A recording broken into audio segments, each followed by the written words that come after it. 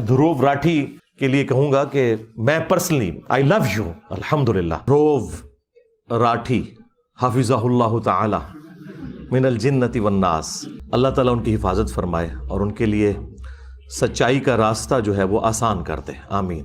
دھروو راٹھی جو ہے نا جی، یہ میں سمجھتا ہوں اس دور کے لیے بہت بڑی نعمت ہے اللہ تعالیٰ کی، اور میں پرسنلی ان سے بڑی محبت کرتا ہوں، رسپیکٹ کرتا ہوں ان کی. اگرچہ ان کا تعلق انڈیا سے ہے، اس کے باوجود انڈیا میں بھی جو ہندوؤں کے اندر بھی بابا حضرات موجود ہیں، ان باباؤں کو وہ بڑا ننگا کرتے ہیں. اس حوالے سے تو مجھے ایک خاص عقیدت ہے ان کے ساتھ. مشن ایک ہے، بابوں کو ننگا کرنا.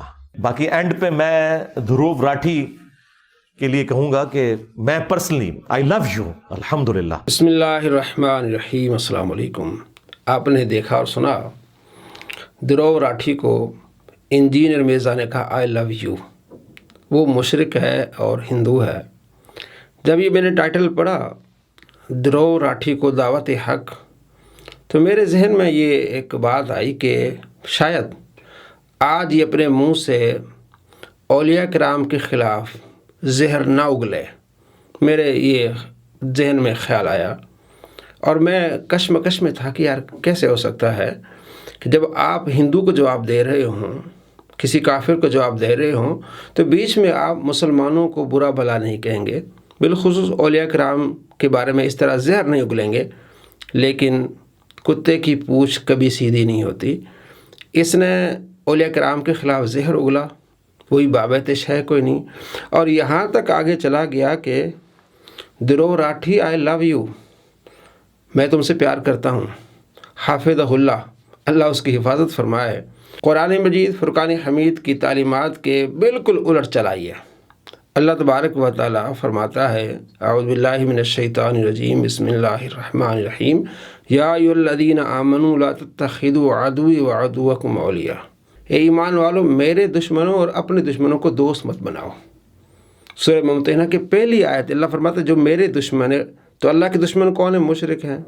تو میرے دشمنوں کو اور اپنے دشمنوں کو کبھی دوست مت بناؤ. یہ کہتا ہے آئی لو یو حافظہ اللہ، لا حول ولا قوت الا باللہ. اس نے کافی سارے کفر بکے ہیں اس میں.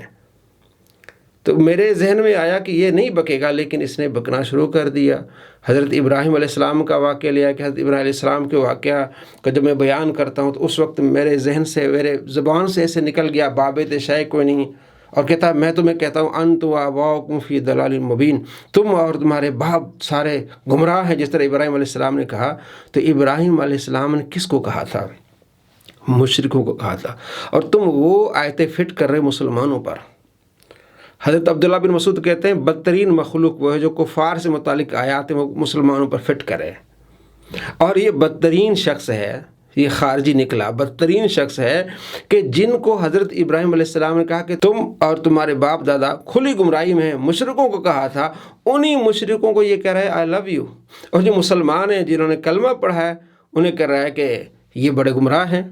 تو اس کے ذہن میں، اس کے دماغ میں جو بغض اولیاء ہے وہ نکل نہیں رہا.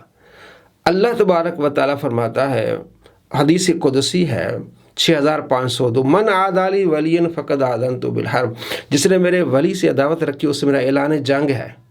اللہ تبارک و تعالیٰ ان سے اعلان جنگ فرما رہا ہے. جو اللہ کے ولیوں سے دشمنی رکھتا ہے یہ کہتا ہے کہ جناب وہ میرے دوست ہیں، بلکہ خود اس اپنے منہ سے کس طرح جھاگ نکالتا ہے، بابت شے کوئی نہیں. اللہ فرماتا ہے جب یہ عبادت کرتے ہیں، فرائض مکمل کرتے ہیں، میں ان سے اتنا قریب ہو جاتا ہوں کہ میں ان کے ہاتھ بن جاتا ہوں، میں ان کی زبان بن جاتا ہوں. اللہ فرماتا ہے میں ان کے ہاتھ بن جاتا ہوں، میں ان کی زبان بن جاتا ہوں، میں ان کے پاؤں بن جاتا ہوں. ایک طے شے کوئی نہیں. یہ اللہ سے دشمنی ہے. اللہ سے دشمنی اتنی آگے چلے گی اس کی کہ کافر اور مشرک کو کہہ رہا ہے آئی لو یو، اور مسلمانوں کو، اللہ کے ولیوں کو کہہ رہا ہے کہ یہ شے کوئی نہیں، کہ ان کے بابت شے کوئی نہیں. یعنی سمجھو کہ ابھی سے لے کر جو حضرت عمر فاروق رضی اللہ تعالیٰ عنہ، یعنی صحابہ تک، بلکہ صحابہ بھی ہمارے بابے، سب سے بڑے بابے ہمارے صحابہ ہیں، تو صحابہ تک یہ ساری باتیں کر رہا کہ یہ بابت شے کوئی نہیں ہے. اور مشرکوں سے کیا کہہ رہا ہے آئی لو یو. میں اسے اس لیے پیار کرتا ہوں کہ یہ بھی بابوں کے مخالف ہے، میں بھی بابوں کا مخالف ہوں. اگر وہ بابوں کا مخالف ہے تو مشرکوں کا مخالف ہے، اور تم مسلمانوں کے مخالف ہو، تم اللہ کے ولیوں کے دشمن ہو، تابعین کے دشمن ہو، اور صحابہ کرام آل رضوان کے دشمن ہو. تو میرے ذہن میں تھا کہ شاید آج میں غلط نکلوں، لیکن میں صحیح نکلا کہ یہ واقعی بھی جب بھی ویڈیو بنائے گا اس کے منہ سے جھاگ نکلے گی۔ میں نے یہ سوچا کہ آج شاید اللہ کے ولی کے خلاف بات نہ کرے، لیکن اس نے بات کر کے مجھے سچا ثابت کر دیا کہ نہیں، یہ وہ مرزا جہلمی ہے جس کے منہ سے جھاگ نکلتی ہے، زہر نکلتا ہے علماء کرام کے خلاف اور اولیاء کرام کے خلاف۔ جی مفتیوں کی ویڈیوز لیک ہوتی ہیں۔ دیکھیں ایک بات، جب آپ کسی ہندو کافر کے بارے میں کوئی بحث کر رہے ہوں گے تو آپ کوشش کرتے ہیں کہ پازیٹیو رہیں، اپنے ملک کے بارے میں، مسلمانوں کے بارے میں پازیٹیو رہیں۔ جب آپ باہر جاتے ہیں تو جب پاکستان کی بات ہوتی ہے تو جو پاکستان میں کمیاں ہیں اس کو آپ ہائی لائٹ نہیں کرتے، اب پازیٹیو جو ہے وہ چیزیں بیان کرتے ہیں، لیکن نہیں، اس کے دل میں جو خناس ہے، دماغ جو خناسیت والا بھرا ہوا ہے، شیطانیت والا، یہ جی مفتیوں کی ویڈیوز لیک ہوتی ہیں، یہ ہوتا ہے وہ ہوتا ہے۔ کتنے مفتیوں کی ویڈیوز لیک ہوئی ہیں جناب؟ وہ مفتی عبدالقوی صاحب، یعنی ایک مفتی عبدالقوی کا آپ کو پتہ ہے کریکٹر کیا ہے پوری دنیا میں، سب کو پتہ ہے۔ اچھی دوسری بات یہ، کیا کوئی مفتی فرشتہ ہے؟ آپ ہی کے کہنا ہے کہ صحابہ کرام علیہ رضوان سے خطائیں ہوئی ہیں، تابعین، تو آپ کہتے ہیں تو وہ تو شے کوئی نہیں ہے، تو آپ یہ جو بات لیں گے مفتیوں کی ویڈیوز لیک ہوتی ہے تو انسان ہے۔ ظاہر ہے ہر معاشرے میں جتنے انجینئر وہ پاک دامن ہیں، بڑے سچے ہیں، اس میں تیرے جیسے بھی ہیں خناس قسم کے۔ اور آگے کہتا ہے کہ یہ دیکھیں، یہ جو علماء کرام ہیں جب یہ گفتگو کرتے ہیں زبان کو اس طرح چلاتے ہیں جیسا کہ سننے والا یہ سمجھے کہ جناب علی یہ قرآن پڑھ رہے ہیں۔ اصل میں کہتے ہیں نا چور کی داڑھی میں تنکا، چور یہ ہے۔ آپ اس کی ویڈیوز دیکھیں، 10 منٹ تک قرآن پاک کی آیت لگی ہوگی اور اپنی باتیں ہانکی جائے گا، یعنی دیکھنے والا یہ کہے کہ یہ قرآن پاک پڑھ رہا ہے۔ ایک مثال میں آپ کو دیتا ہوں، جب آپ کسی گلی سے گزرتے ہیں آپ کو نہیں پتا کہ اس کی دیوار کتنی اونچی ہے کیا نہیں، لیکن چور جب اس گلی سے گزرے گا وہ تمام چیزوں کو دیکھے گا کہ کبھی مجھے موقع ملے تو یہ جو دیوار ہے 9 فٹ کی ہے، یہ 4 فٹ کی ہے، 6 فٹ کی ہے۔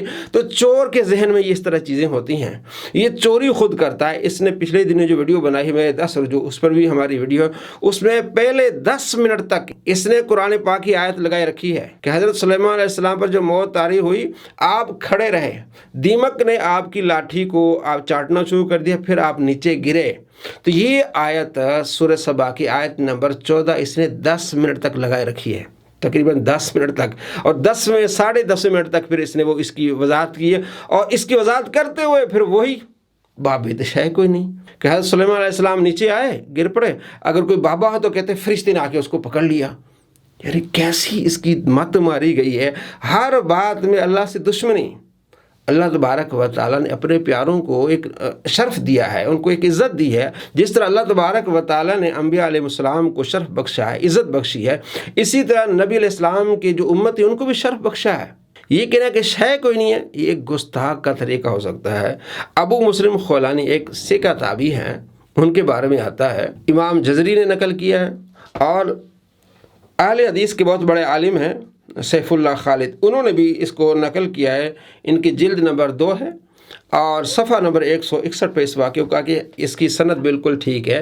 واقعہ اس طرح ہے کہ اسد انسی نے یمن میں نبوت کا دعویٰ کیا، مسلمانوں کو پکڑ دھکڑ اس نے شروع کر دی کہ میری بات کو مانیں۔ اس میں ابو مسلم خولانی، عبداللہ بن صوب ان کا نام تھے، ان کو بھی پکڑ لیا، اپنی بارگاہ میں وہ لایا، کہنے لگا کہ کیا تم اس کا اقرار کرتے ہو کہ محمد عربی صلی اللہ تعالیٰ علیہ وآلہ وسلم اللہ کے رسول ہیں؟ فرماتے ہیں بالکل نعم، جی ہاں۔ کہتے کیا میں اللہ کا نبی ہوں؟ تو آپ فرماتے ہیں میں نے سنا ہی نہیں، مجھ تک آواز ہی نہیں آئی۔ اب ان کی بھرے مجمع میں انسلٹ ہو رہی ہے۔ پھر دوبارہ سوال کرتا ہے اسد انسی ابو مسلم خولانی سے کہ کیا تم اس بات کے اقرار کرتے ہو کہ محمد عربی صلی اللہ تعالیٰ علیہ وآلہ وسلم اللہ کے نبی ہیں؟ فرماتے ہیں ہاں بالکل۔ کہتے ہیں کیا تم اس چیز کا اقرار کرتے ہو کہ میں اللہ کا نبی ہوں؟ آپ خاموش رہتے ہیں۔ آپ فرماتے ہیں میں نے سنا ہی نہیں، کچھ بھی نہیں سنا۔ دوسری تیسری بار اس طرح کرتا ہے تو اس کی بھرے مجمع میں انسلٹ ہوتی ہے۔ وہ کہتا ہے اس کو ہم نے سخت سزا دینی ہے، مشورہ کرتا ہے کہ اس کو کیسے سزا دی جائے۔ تو یہ طے پاتا ہے کہ اس کو اس طرح کی سزا دی جائے کہ سارے لوگ دیکھیں اور سبق حاصل کریں۔ ایک گڑھا کھودا جاتا ہے، اس میں لاٹھیاں جمع کی جاتی ہیں، ڈالی جاتی ہیں، جس طرح ابراہیم علیہ السلام کے لیے سارا کچھ ہوا تھا ایسا کیا جاتا ہے۔ ہزاروں لوگوں کے سامنے ابو مسلم خولانی کو اس میں ڈالا جاتا ہے، ابو مسلم خولانی کو اس میں ڈالا جاتا ہے، اور 2-3 دن کے بعد جب آگ ٹھنڈی ہوتی ہے، دیکھتے ابو مسلم خولانی بیٹھا ہوا ہے، اس کو پکڑ کے پھر جیل میں ڈالتے ہیں۔ یہ سیف اللہ خالد اپنی کتاب انہوں نے سیرت عمر فاروق صفحہ نمبر 161 پر اور امام جزری اور دوسرے محدثین نے لکھا ہے، اور یہ بات پھیل جاتی ہے۔ اسد انسی کو اس کے چیلے کہتے ہیں کہ آپ اس کو رہا کر دیں ورنہ یہ اور مشہور ہو جائے گا، یمن میں بڑا مسئلہ بن جائے گا۔ تو انہوں نے کیا ابو مسلم خولانی کو اسد انسی نے رہا کر دیا۔ ابو مسلم خولانی رہا ہوتے ہوئے مدینے کی طرف چل پڑے۔ مسجد نبی پہنچے، آپ نے اپنا اونٹ باندھ ہی رہے تھے کہ حضرت عمر فاروق رضی اللہ تعالیٰ عنہ نے آپ کو دیکھ لیا، گئے اور سلام لیا، فرمایا کہاں سے آئے ہو؟ تو ابو مسلم خولانی نے کہا کہ میں یمن سے آیا ہوں۔ تو حضرت عمر رضی اللہ تعالیٰ فرمانے لگے کہ وہاں ایک اللہ کا بندہ ہے جس کو اللہ کے دشمن نے آگ میں ڈالا لیکن اللہ نے اس کو بچا لیا، تم اس کو جانتے ہو؟ فرمایا ہاں، اس کا نام ہے عبداللہ بن صوب۔ یہ خود ہی تھے، اس کا نام ہے عبداللہ بن صوب۔ اپنے آپ کو یعنی کہ چھپا لیا۔ تو باتوں باتوں میں حضرت عمر فاروق رضی اللہ تعالیٰ کو محسوس ہونے لگا کہ یہ وہی بندہ ہے۔ تو حضرت عمر فاروق رضی اللہ تعالیٰ عنہ نے اسے قسم دی کہ کیا تم وہی ہو، عبداللہ بن صوب تم ہی ہو؟ فرمایا ہاں، عبداللہ بن صوب میں ہوں، ابو مسلم خولانی کے نام سے مشہور ہوں۔ تو حضرت عمر فاروق رضی اللہ تعالیٰ عنہ نے گلے لگا لیا، اس کا ماتھا چوما، اس کا ہاتھ پکڑ کے حضرت ابو بکر صدیق رضی اللہ تعالیٰ کی بارگاہ میں لے گئے۔ حضرت ابو بکر صدیق رضی اللہ تعالیٰ نے ایک طرف بیچ میں ابو مسلم خولانی کو بٹھایا اور ایک طرف حضرت عمر فاروق رضی اللہ تعالیٰ بیٹھ گئے اور فرمانے لگے اے ابو بکر، اللہ تبارک و تعالیٰ کا کرم ہے کہ اللہ نے مجھے مرنے سے پہلے اس کی زیارت کرائی، جو تابعی صحابی نہیں۔ حضرت عمر فرما رہے ہیں کہ ابو بکر، اللہ کا کرم ہے، اللہ کی حمد ہے کہ مرنے سے پہلے اللہ نے مجھے اس کی زیارت کرائی ہے۔ اس کے ساتھ وہی معاملہ پیش آیا ہے جو حضرت ابراہیم علیہ السلام کے ساتھ معاملہ پیش آیا۔ جس طرح اللہ نے ابراہیم علیہ السلام کے لیے آگ کو ٹھنڈا کر دیا، قلنا یا نار کونی بردن و سلاما، اللہ نے فرماتے ہم نے کہا اے آگ ٹھنڈی ہو جا، اسی طرح اللہ تبارک و تعالیٰ نے ابو مسلم خولانی کے لیے آگ کو ٹھنڈا کر دیا۔ یہ واضح ایک مثال ہمیں ملتی ہے اور بہت ساری مثالیں ملتی ہیں کہ اللہ اپنے بندوں سے کس طرح محبت کرتا ہے۔ اب یہ کس طرح بغض لوگوں کے دلوں میں ڈالتا ہے۔ تو میں نے جب یہ ویڈیو دیکھی مجھے تو بڑا افسوس ہوا کہ جب آپ مسلمانوں کی طرف سے آپ دفاع کر رہے ہوتے ہیں تو کم سے کم آپ کو شرم و حیا آنی چاہیے کہ آپ ایسے موقعوں پر مسلمانوں کی برائیاں نہ کریں، اپنے اندر جو بغض ہے اس کو ظاہر نہ کریں، لوگوں کو بتائیں کہ ہاں مسلمانوں کو اللہ نے کیا شان عطا فرمائی ہے۔ میں نے آپ کو بتایا کہ اللہ تبارک و تعالیٰ اپنے ولیوں سے کس طرح محبت فرماتا ہے، اور یہ سچا واقعہ بھی میں نے آپ کو سنایا۔ تو یہ ہر بات میں، ہر واقعے میں اللہ کے ولیوں کو ڈالتا ہے بیچ میں، بابد شے کوئی نہیں ہے۔ اللہ فرماتا ہے میں ان کی ہاتھ بن جاتا ہوں، جو میرے ان پیاروں سے بغض رکھے گا اس سے میرا اعلان جنگ ہے۔ تو اس نے اعلان جنگ کیا، اس کو صلہ یہ مل رہا ہے کہ یہ شخص مشرکوں کو آئی لو یو کہہ رہا ہے اور اللہ کے ولیوں کو کہہ رہا ہے بابد شے کوئی نہیں ہے۔ آپ اپنی آخرت کی فکر کریں، ایسے کے پیچھے جائیں گے تو آپ کی آخرت برباد ہو جائے گی۔ آپ ایسے ہوں گے جیسے اللہ سے آپ دشمنی کر رہے ہیں، کیونکہ اللہ کا فرمان ہے من عادی لی ولی فقد آذنتہ بالحرب، جس نے میرے ولی سے عداوت رکھی اس نے مجھ سے عداوت رکھی۔ اللہ سے محبت کرنی، اللہ سے دشمنی نہیں کرنی۔ جو اللہ سے دشمنی کرے گا وہ یہاں بھی ذلیل و رسوا ہوگا اور اگلے جہاں میں بھی ذلیل و رسوا ہو جائے گا۔ جو اس سے محبت کرے گا تو کنفرم یہاں بھی ذلیل و رسوا ہوگا اور آگے بھی، کیونکہ اس کا مشن ہی یہ ہے۔